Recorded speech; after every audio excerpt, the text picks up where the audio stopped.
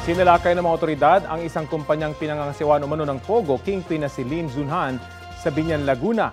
Sa Makati City naman, 17 banyaga na posibleng galing daw sa mas malalaking Pogo ang arestado dahil sangkot umano sa hacking at iba't ibang scam. Balita natin ni Salima Refran.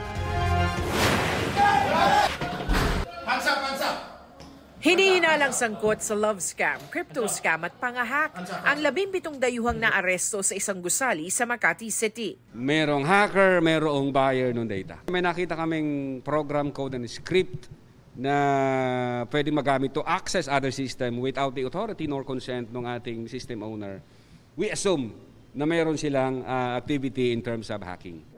Ayon sa NBI, mula umano sa mas malaking Pogo operation ang mga dayuhang kinabibilangan ng mga Malaysian, Taiwanese at Chinese. Yung malalaking Pogo, nag-group sila into a smaller group, nag-o-occupy ng residential units, apartments, no?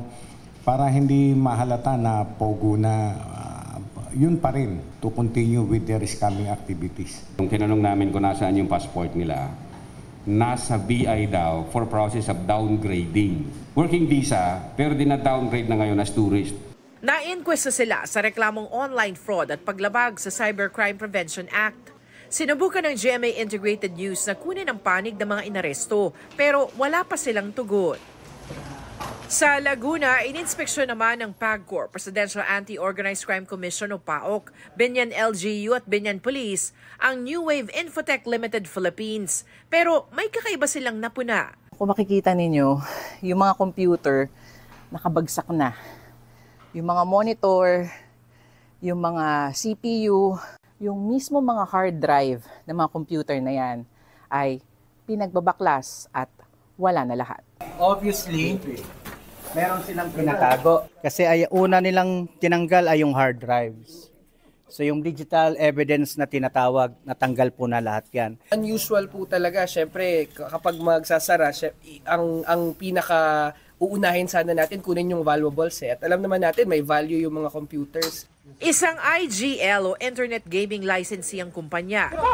Pero sabi ng PAOK, may impormasyon sila na pinangasiwaan raw ito mismo ni Lin Junhan alias Boss Boga na umano'y godfather ng illegal Pogo sa bansa. Ang 12 pang nahuling Chinese kasama niya, pinaniniwala ang mga middle manager ng New Wave at mga boss ng ibang Pogo. Si Lin Junhan po ang big boss po netong New Wave. Na itong New Wave naman po ay nanggaling pa sa iba pang mga Pogo na dati ng mga na-raid. Meron kasi kaming reasonable ground to believe na yung New Wave talaga, ang involvement niya is more on scamming. So bagamat meron po siyang legitimate na offshore gaming. Sabi pa ng PAOK, nakatanggap kami ng report na nung Friday na madaling araw, nung nahuli ng boss, nung Thursday ng gabi, nung madaling araw ng Friday, yung mga natitira dito nagkanya-kanyang karipas. Sinisika pa namin makuha ang panig ng kumpanya. Ipatatawag na rin sa susunod na pagdinig ng Senado si Boss Boga na sinasabing may kaugnayan din kay dismissed Bamban Mayor Alice Guo. Ayon sa saksing hawak ng PAOK, nagre-report mismo si Guo kay Boss Boga bilang Madam Wa kaugnay sa pagpapatayo ng Pogo sa Bamban, Tarlac. Siyempre, naiinis siya. Una-una, wala namang katotohanan yung mga ganyan mga allegation na yan. Deadline na para sa mga dayuhang empleyado ng Pogo para i-downgrade ang kanilang mga working visa bilang paghahanda sa pag-alis sa mga Pogo sa bansa bago matapos ang taon. Bibigyan sila ng temporary visitor visa at 59 days o halos 2 buwan para lisanin ang Pilipinas. Yung legal po na aalis ng bansa will not be blacklisted, will still have the opportunity to come back to the Philippines for legal reasons. But yung mga magpapaiwan po hindi sumunod sa mga polisiya ng ating gobyerno, ay sila po ay madideport and mabablacklist. Aminado ang PAOK, hindi madali ang pagtugis sa nasa 100 pang illegal na Pogo. Nagbabala rin sila sa mga property owner na huwag masisilaw sa alok na pera ng mga Pogo operator na naghahanap na mauupahan.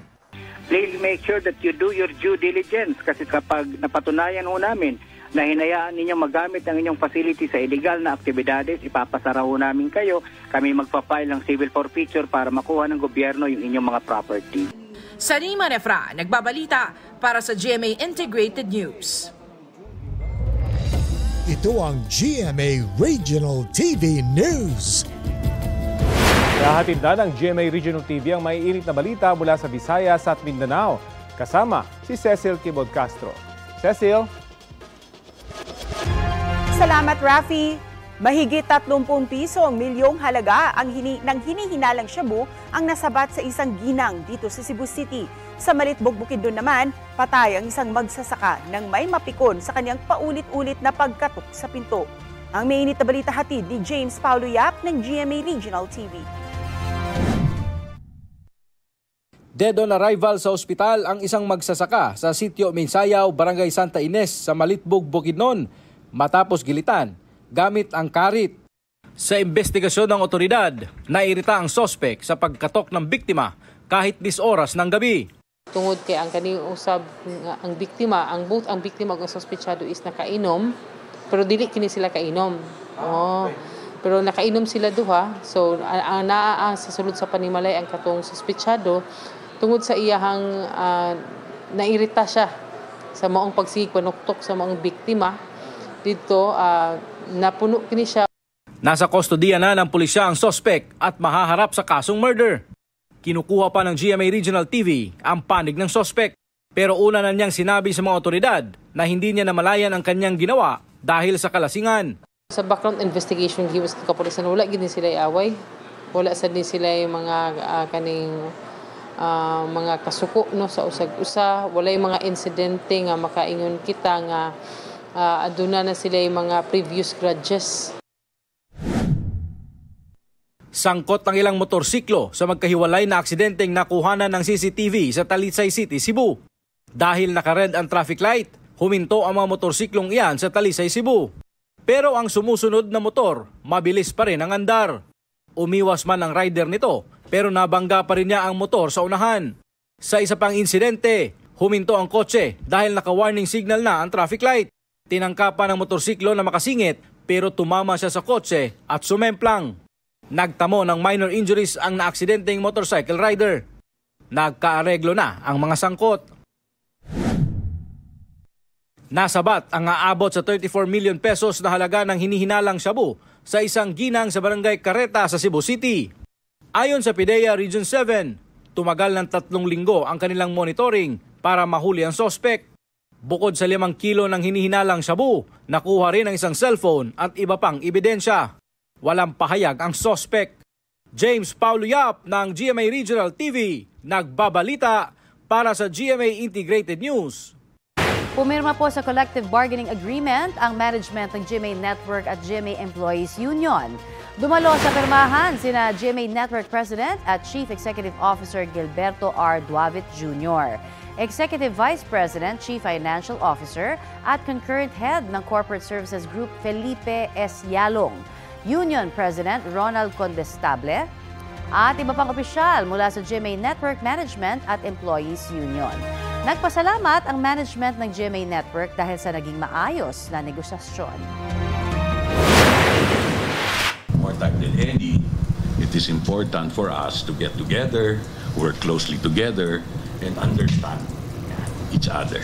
Makakaasa tayong lahat na working together, matatawid natin itong mga hamon na hinaharap natin at we will move forward together in stronger unity.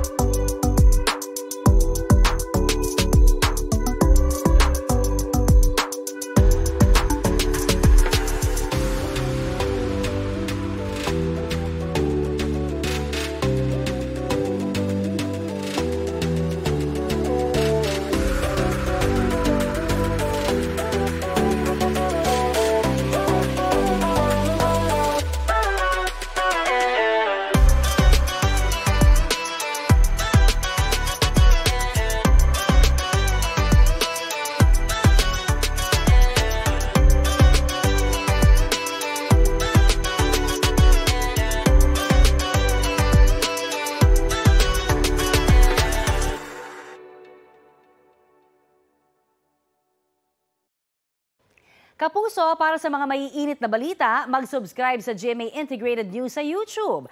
Sa mga kapuso naman abroad, subaybayan nyo kami sa GMA Pinoy TV at sa www.gmanews.tv.